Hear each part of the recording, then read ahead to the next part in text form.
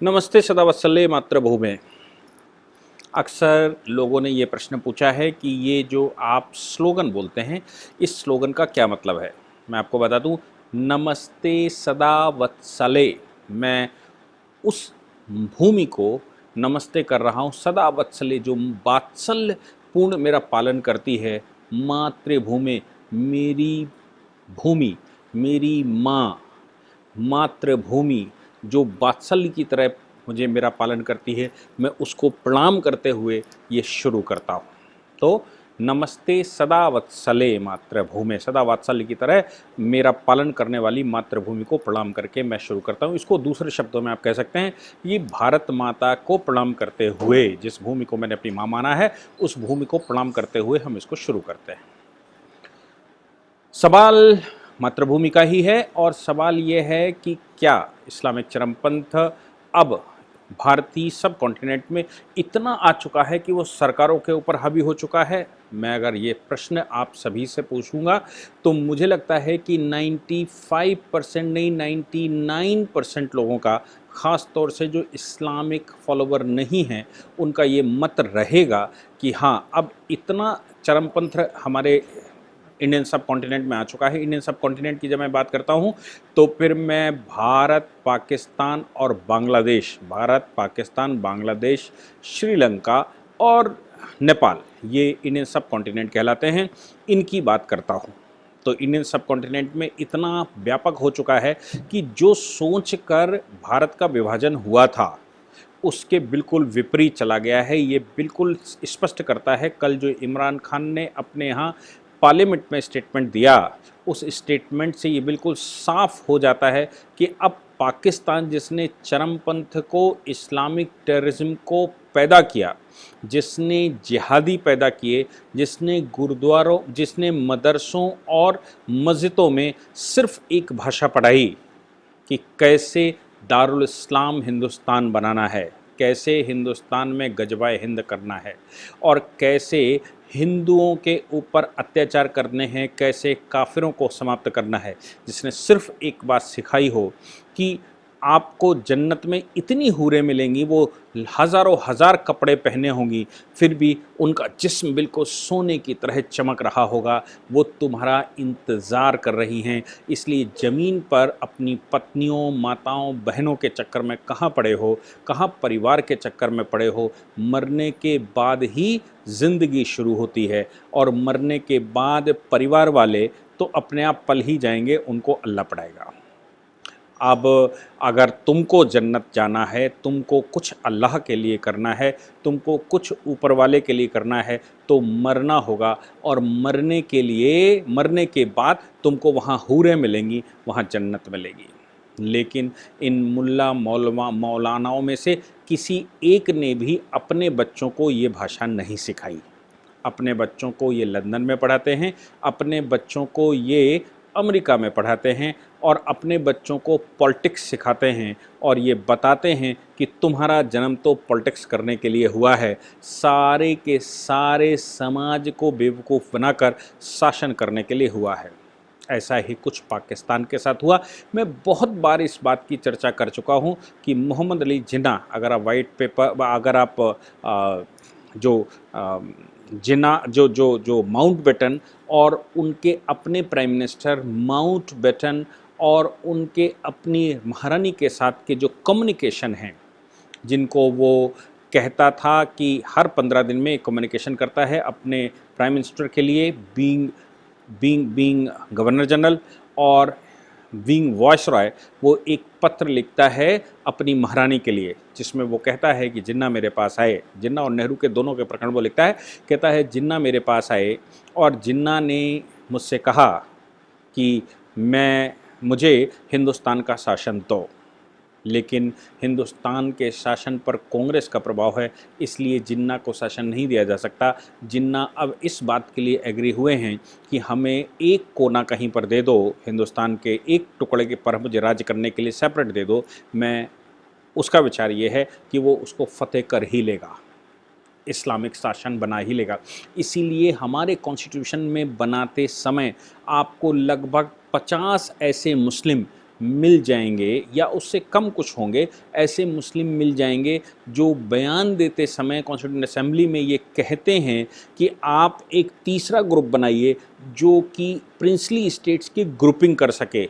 Princely state किसके साथ जाना चाहते हैं वो ग्रुपिंग करके ये डिसाइड करें, और डिसाइड करने के बाद वो जैसा चाहें वैसा करें। उनको अपनी लोकल सेनाएं रखने का अधिकार दिया जाए और उनको अपनी स्वयं की शासन प्रणाली स्थापित करने का दिया जाए। मैं आपको बता दूं कि इस भारत में संविधान BN राव ने जो ड्राफ्ट तैयार किया था उस ड्राफ्ट में कुछ ऐसी ही व्यवस्था थी, लेकिन डॉक्टर अंबेडकर के आने के बाद वो यूनिटरी शासन की तरफ चल पड़े और डॉक्टर अंबेडकर ने जो आज का संविधान है उसको unique constitution for this world तैयार किया। और जो उस समय के सोशलिस्ट, कम्युनिस्ट और मुस्लिम लीडर्स के विचार हैं उनको अगर आप पढ़ना चाहते हैं तो आपको बिल्कुल स्पष्टता से पता लग जाएगा कि ऐसे मुसलमान जिन्होंने पाकिस्तान बनाया वो हिंदुस्तान में रोके गए थे, और रोकने के बाद कॉन्स्टिट्यूंट असेंबली में उनका भागीदारी करवाएगी ताकि हिंदुस्तान का कॉन्स्टिट्यूशन इतना कमज़ोर बन सके कि हिंदुस्तान पर पुनः शासन किया जा सके। जिन्ना का ये भी विचार था उस समय। उसने जब विभाजन की नीति आई तो उसने प्रिंसली स्टेट्स के लिए कहा कि प्रिंसली स्टेट्स के रूलर्स को डिसाइड करना चाहिए कि वो हिंदुस्तान के साथ रहना चाहते हैं या पाकिस्तान के साथ रहना चाहते हैं। आवाम का इससे कोई लेना देना नहीं होना चाहिए। हालांकि कांग्रेस का उस समय ऐसा मानना था कि आवाम से प्लीबिसाइड करवाया जाना चाहिए और आवाम डिसाइड करे कि वो हिंदुस्तान रहना चाहती है या पाकिस्तान के साथ रहना चाहती है। लेकिन जिन्ना इस बात पर अड़ गए और जिन्ना की ही बात स्वीकार की गई, क्योंकि जिन्ना को ये लगता था कि उस समय 562 रियासतों में से लगभग 100 से 150 रियासतें ऐसी थीं जिनमें छोटे या बड़े मुस्लिम नवाब बैठे हुए थे। छोटे नवाब, बड़े नवाब, मझले नवाब और बहुत सारे तरह के नवाब बैठे हुए थे। छोटी छोटी स्टेट्स रही थी। तो उन नवाबों को उनका मानना था कि इनको हम अपने इन्फ्लुएंस में लेकर 100 पाकिस्तान हिंदुस्तान के अंदर बना देंगे, और कभी न कभी किसी न किसी प्रकार से यही मुस्लिम शासक जो छोटे छोटे हैं ये हमारा सहयोग करेंगे और हम हिंदुस्तान को फतेह कर लेंगे। इस विचार के साथ पाकिस्तान का निर्माण हुआ।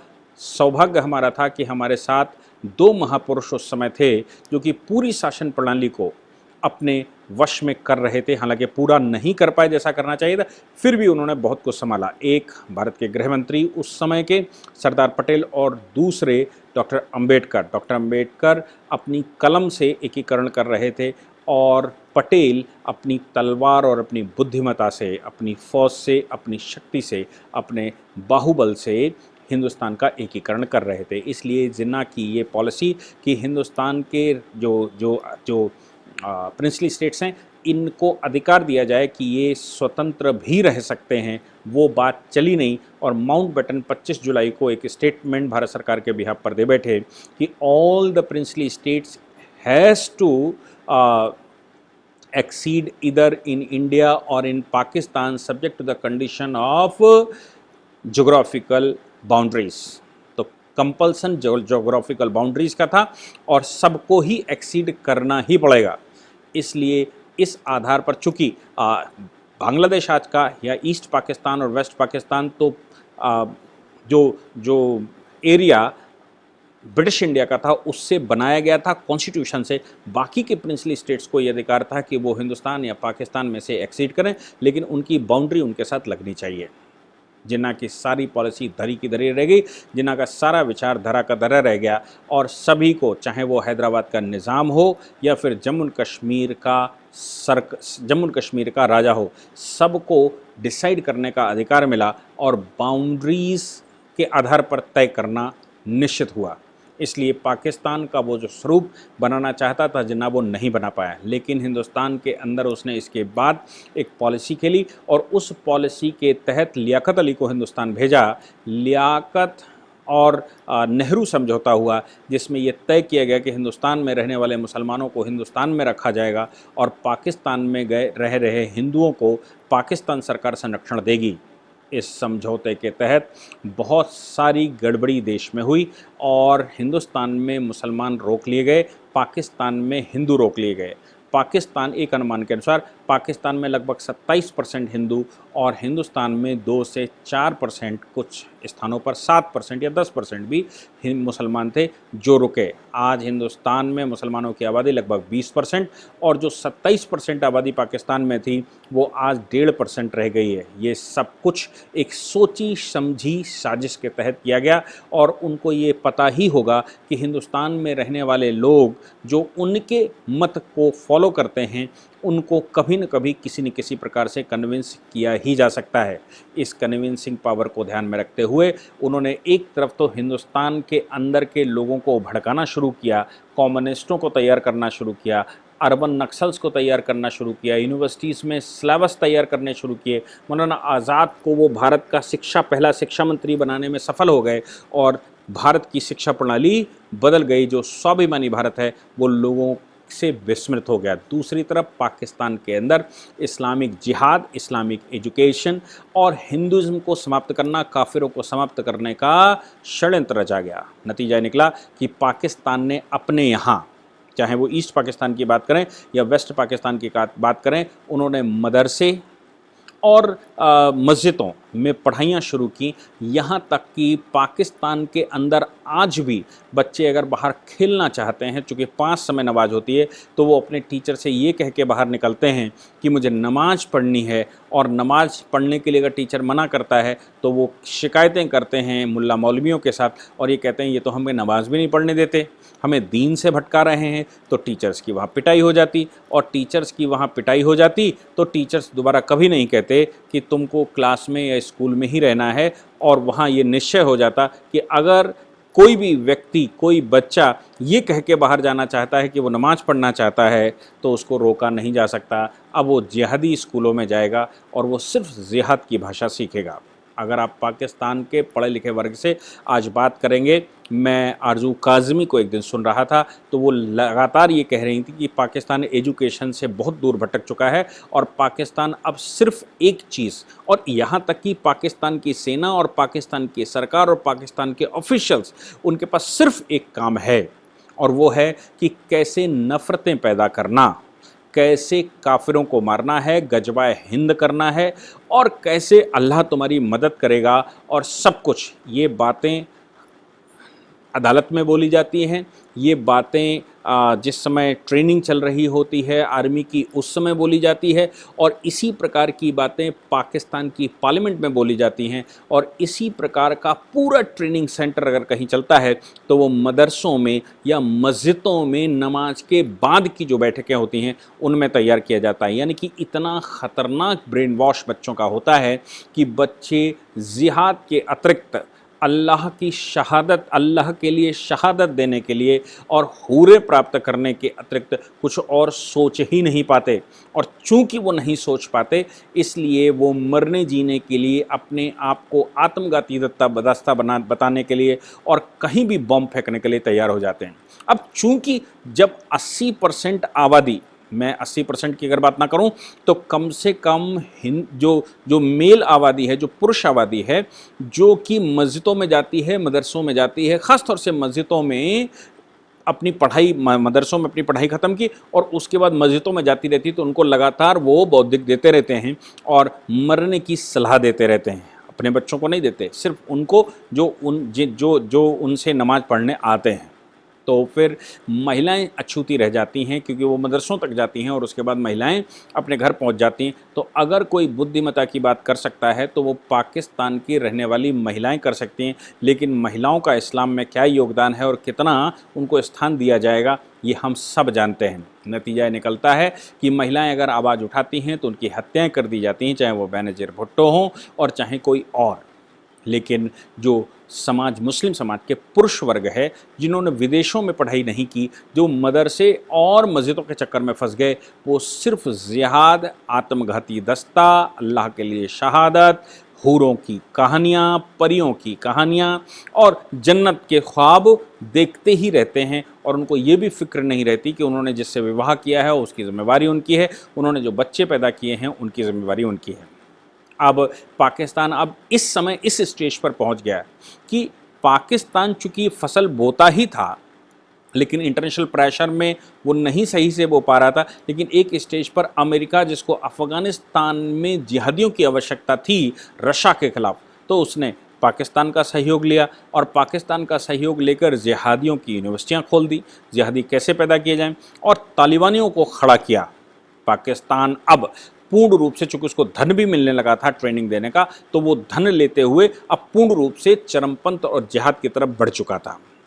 पाकिस्तान के प्रधानमंत्री ने अभी जो पीछे कल स्टेटमेंट दिया और उन्होंने कहा कि हम यूएस के साथ पीस टाइम में खड़े हैं, कन्फ्लिक्ट टाइम में हम यूएस का साथ नहीं देंगे, जबकि हमने यूएस का कन्फ्लिक्टिंग टाइम पर पूर्ण साथ दिया। अब यूएस का कन्फ्लिक्टिंग टाइम पर साथ देने का मतलब, जब अफगानिस्तान के अंदर रशिया को हराने के लिए, रशिया को बाहर फेंकने के लिए जिहादियों की, इस्लामिक जिहादियों की लोकलाइट्स की ज़रूरत थी, उस समय तालिबानियों को तैयार करने का काम अगर किसी ने किया तो वो पाकिस्तान था, और पाकिस्तान ने वो ट्रेनिंगें चलाई। ये बात इमरान खान ने अमेरिका में उस समय डोनाल्ड ट्रंप ने जब उनसे मिलने से मना किया, और डोनाल्ड ट्रंप ने उनकी बात मानने से मना कर दिया आर्टिकल 370 के एब्रोगेशन के समय, और मोदी के पक्ष में सीधी सीधी बात करने लगे, तो उन्होंने बाहर प्रेस कॉन्फ्रेंस में कहा था कि एक समय ऐसा था कि जब आपको यही जिहादी, यही लोग जो हम मरने कटने के लिए इस्लाम के नाम से तैयार थे, जब हम ट्रेंड कर रहे थे तो आप हमारी सहयोग कर रहे थे और एक्ट अगेंस्ट टेररिज्म के नाम से कर रहे थे, और आज आपको पाकिस्तान अच्छा नहीं लग रहा, आज आपको पाकिस्तान डेमोक्रेटिक नहीं लग रहा। ऐसे बड़े सारे बयान दिए। इसके बाद पाकिस्तान का नकाब बिल्कुल खुल चुका था और ये तय हो चुका था कि अगर कोई जिहादी संसार भर में तैयार करता है तो वो पाकिस्तान है। लेकिन तैयार पूरे विश्व के लिए, हमारे यहाँ भारत में एक कहावत कही जाती है कि जो दूसरे के लिए गड्ढा खोदता है वो स्वयं उस गड्ढे में गिर ही जाता है। अब पाकिस्तान ने चूंकि वो गड्ढा हिंदुस्तान के लिए खोदा था और काफिरों के लिए खोदा था, आज वो स्वयं उसमें फंस चुका है। चूंकि वो फसल पैदा हो चुकी और वो फसल अब सेना में भर्ती हो चुकी है, वो फसल अब कॉलेजेस में टीचर्स के रूप में जा चुकी है, वो अब विद्यालयों में जा चुकी है और वो पार्लियामेंट में आ चुकी है। वो हर उस स्थान पर फसल अब जा चुकी है जिस स्थान पर निर्णय लिया जाता है या जो सुधारात्मक कार्रवाइयाँ होती हैं। इसलिए अफ़गानिस्तान के मामले में जब तालिबान जब यूएस वहाँ से अपनी फोर्सेस हटा रहा है तो पाकिस्तान को लगा था कि तालिबानियों से निपटने के लिए हमको ही कहा जाएगा और हमारा तालिबानियों का एक विशेष समूह बनेगा, जिससे कि हम तालिबानियों की मदद से फिर से वो शोहरत हासिल कर लेंगे जो आज से 20 वर्ष पहले हमारे पास थी। लेकिन दुर्भाग्य पाकिस्तान का कि नरेंद्र मोदी हिंदुस्तान के प्रधानमंत्री हैं, उन्होंने तालिबानियों के साथ और अफ़गान सरकार के साथ बात करना तय किया और वो दुबई बैठक या दोहा बैठक में तालिबानियों से बात करने के लिए अग्रसर हो गए, कुछ अधिकारी भेज दिए। अफ़गानिस्तान सरकार लगातार ये कहती आई है कि वो उसके लिए सबसे बड़ा संकट अगर संसार में कोई है तो वो है पाकिस्तान, और पाकिस्तान की वजह से अफ़गानिस्तान अपना अस्तित्व खो रहा है। अगर उसका सबसे बड़ा संसार का कोई फ्रेंड है तो वो है हिंदुस्तान। इसीलिए उनकी पूरी ट्रेनिंग व्यवस्था से लेकर सारी व्यवस्थाएं, एडमिनिस्ट्रेटिव सिस्टम और मेडिकल सिस्टम, सब कुछ हिंदुस्तान में ट्रेंड किया जा रहा था और हिंदुस्तान की मदद ले रहा था। अब चूंकि तालिबान वहाँ से जा रहा है और हिंदुस्तान अफ़गान सरकार के साथ काम करने को तैयार है, तो पाकिस्तान को अब ये लगा कि वैसे ही पाकिस्तान जिहाद के चक्कर में फंस चुका है और अब तालिबानी जो अफ़गानिस्तान में है और भारत के प्रभाव में अगर वो काम करेंगे तो सबसे पहला उनका टारगेट अगर कोई हो सकता है तो वो पाकिस्तान होगा। इसलिए उन्होंने ये घोषणा की कि डूरन लाइन पर उन्होंने 80% फेंसिंग कर ली है, यानी कि अफ़गानिस्तान पाकिस्तान का जो बॉर्डर है, जो पहले भारत और अफ़गानिस्तान का बॉर्डर हुआ करता था जिसको डूरन लाइन कहते थे, उस लाइन को उन्होंने फेंसिंग कर ली है। और वो फेंसिंग करने के बाद उनका मानना ये है कि तालिबानियों को पाकिस्तान में घुसने नहीं दिया जाएगा। लेकिन सवाल यहाँ पर यह पैदा होता है कि उन्होंने घोषणा तो करी कि हम अमेरिका का साथ नहीं देंगे और अमेरिका का कन्फ्लिक्ट में साथ नहीं देंगे। आखिर ऐसा पाकिस्तान को इस स्टेज पर कहने की आवश्यकता क्या पड़ गई? क्या पाकिस्तान ये कहने की स्थिति में है या था? मैं आपको बताऊं कि पाकिस्तान में तहरीके लब्बैक पाकिस्तान के कुछ मिनिस्टर्स ने स्वयं कहा कि पाकिस्तान के अंदर 5000 से ज़्यादा जिहादी जो तहरीके लबैक पाकिस्तान के हैं वो पाकिस्तान में इस्लामिक प्योर इस्लामिक शासन के अग्रसर हैं और ये कहते हैं कि विश्व भर में मुसलमानों का शासन होना चाहिए और यहाँ शरीयत का रूल होना चाहिए। ये सब कुछ ख़त्म कर दो जो पाकिस्तान में संविधान बना या कोई और चीज़ों से गवर्न होता है, इनको सबको ख़त्म करके शरीयत से चलाया जाना चाहिए। एक तरफ तो यह हम देख रहे हैं कि सऊदी अरबिया ये कह रहा है कि नहीं, शरीयत से नहीं चलेगा, आज के संविधान से चलेगा और जो हदीतें, जो आयतें कुरान की आज की तारीख में इम्प्लीमेंट नहीं हो सकती, उनको इम्प्लीमेंट नहीं किया जाएगा। दूसरी तरफ पाकिस्तान मुंह धोकर बैठा है कि वो इस्लामिक चरमपंथ या इस्लामिक जो गूंस हैं उनका नेतृत्व करेगा। अब सवाल ये आता है कि पाकिस्तान अगर ये कह दे कि एक्ट अगेंस्ट टेररिज्म या तालिबानियों के खिलाफ पाकिस्तान यूएस का साथ देगा या दे सकता है, तो इमरान खान का क्या होने वाला है या अफ़गानिस्तान का क्या होने वाला है, ये पाकिस्तान का क्या होने वाला है, जो कि उसामा बिन लादेन को आज भी शहीद मानते हैं। अभी कुछ दिन पहले ही पाकिस्तान ने स्टेटमेंट दिया कि उसामा बिन लादेन शहीद हुआ था। तो जो उसामा बिन लादेन को शहीद मानते हों, जो इस्लामिक चरमपंथी मारे गए उनको अल्लाह के लिए शहादत मानते हों, तो इसका मतलब ये हो गया कि अब पाकिस्तान इतना जकड़ चुका है कि कभी उसको लगता था कि वो ये फैलाकर, चूँकि उसके पास सत्ता है, उसके पास पावर है, उसके पास फोर्सेस हैं, वो इनको दबा लेगा। आज फोर्सेस में भी चूँकि जिहादी 80% भर चुके हैं, इसलिए अब पाकिस्तान के लिए, सरकार के लिए अपने मन की विश्व के साथ चलना या डेमोक्रेटिक प्रोसेस को इस्टेब्लिश करना लगभग असंभव हो गया है। और अगर सरकार ऐसा कहती है कि मैं चरमपंथ ख़त्म कर दूंगा और मैं उसको साफ कर दूंगा, तो इमरान खान क्या जीवित रह भी सकते हैं? सबसे पहले मुसलमानी जो कॉन्सेप्ट है उसका मतलब ये है कि जो अपने बीच का काफिर है, अपने बीच का काफिर मतलब मुसलमानी आवरण पहने हुए है और इस्लाम के विरुद्ध बोलता है, डेमोक्रेसी के पक्ष में बोलता है, आधुनिक संसार के लिए वो बात करता है, तो ऐसे व्यक्ति को, वे व्यक्ति जो है वो सबसे बड़ा खतरा है। इसलिए काफिरों से लड़ेंगे बाद में, हम पहले अंदर के काफिरों से लड़ेंगे, अंदर जिहाद छेड़ेंगे और उनको समाप्त करेंगे। ये प्रॉफिट मोहम्मद के समय पर भी बात आई थी। जब प्रॉफिट्स मोहम्मद मदीने गए थे तो मदीने में उनकी जो सेना तैयार हुई तो उसमें दो मत थे। दो मत ये थे कि एक मत का मामला ये मानना ये था कि जो कबीलों के सरदारों ने हमारे बीच में गुप्तचर भेजे हैं तो पहले उनको समाप्त किया जाए, या जो मोहम्मद के विरुद्ध वहाँ पर सलाह भी देते हैं या मोहम्मद को कभी कोई बात कहते हैं और उनको एडवाइस करते हैं, सबसे पहले उनको समाप्त किया जाना चाहिए, यानी कि अंदर का जिहाद छेड़ना चाहिए और उसके बाद जो उनके पूर्वजों के कबीले हैं उनके ऊपर जिहाद छेड़ना चाहिए। ये बात मोहम्मद के समय पर भी आई थी, इसलिए मोहम्मद ने उस समय कहा था कि हम कबीलों पर हमला करेंगे, जो लोग हमारे साथ आ चुके हैं हम उनकी सफाई बाद में देखेंगे, पहले हम उन पर करेंगे। हालांकि लेकिन मोहम्मद के जाने के बाद ये जो शिया सुन्नी चला और तमाम तरह के 900 सेक्टों के बीच में युद्ध चला, वो माने नहीं। उन्होंने कहा सबसे पहले अंदर की सफाई होनी चाहिए, इनर जिहाद होना चाहिए, बाद में कुछ और। अभी जो इनर जिहाद है, उस इनर जिहाद में जो तालिबान पाकिस्तान के लोग, तहरीके तालिबान पाकिस्तान तैयार हो गया है या तहरीके लब्बैक पाकिस्तान तैयार हो गया है, या तमाम तरह के लश्कर तैयबा या और जो जैशे मोहम्मद तैयार हो चुके हैं, उनकी नज़र में अगर इमरान खान ये कहते हैं कि शरीयत नहीं संविधान प्रिवेल करेगा, तो फिर वो सबसे पहले जिहादी सबसे पहले काफिर कहलाएंगे और इनर जिहाद छेड़ना आवश्यक है। इसलिए इमरान खान और उनके और लोग अगर ऐसा विचार करते हैं तो उनकी हत्या होना स्वाभाविक है, और वो हत्या तो जो हत्या करने वाला व्यक्ति है वो, उनको हत्या करने के बाद कहीं हूरें मिलेंगी, हूरें इंतज़ार कर ही रही होंगी। कैसी हूर होगी? प्राइम मिनिस्टर को मारकर आएगा तो बहुत सुंदर हूरें मिलेंगी और बहुत सारे कपड़े पहनने के बाद पूरा शरीर चांदी की तरह चमक रहा होगा, जिनके साथ उनका समागम होने वाला है।